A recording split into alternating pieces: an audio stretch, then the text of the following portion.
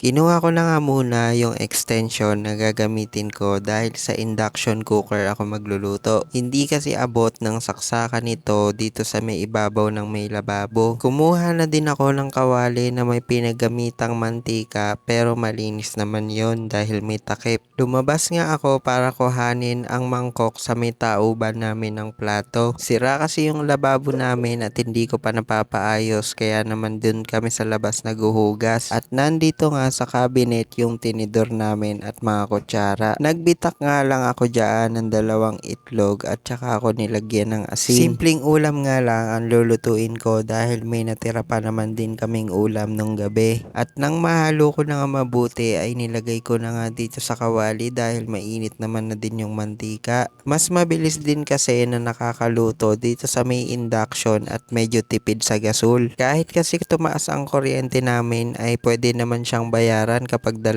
buwan na. Alas 11 na nga ito ng tanghali at medyo nagugutom na din ako kaya binilisan ko na ang pagluluto. Sinunod ko na nga ang 2 balot na tuyo na may 3 piraso kada balot at kasya na to sa amin. Nang maluto ay agad ko na nga nilipat sa lagayan para naman makapaghain na ako. Agad ko na nga nilagay sa lamesa para makakain na din kami.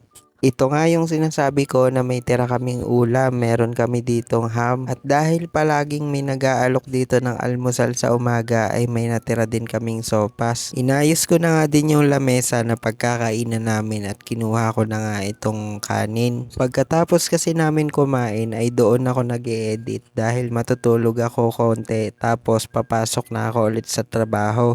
Ang pasok ko nga ay alas 4 ng hapon kaya naman yung matitirang oras ay itutulog ko muna. Nang maayos ko na nga ang lamesa ay ito na nga at kakain na kami at nagsandok na ako ng kanin. So bali ang ulam nga namin ay itlog, ham, tuyo at saka sopas. Masarap itong mga ulam kahit simple lang lalo na ang tuyo kapag paminsan-minsan lang. So ayun lang guys, tara samahan nyo kung kumain. Yun lang, thank you for watching.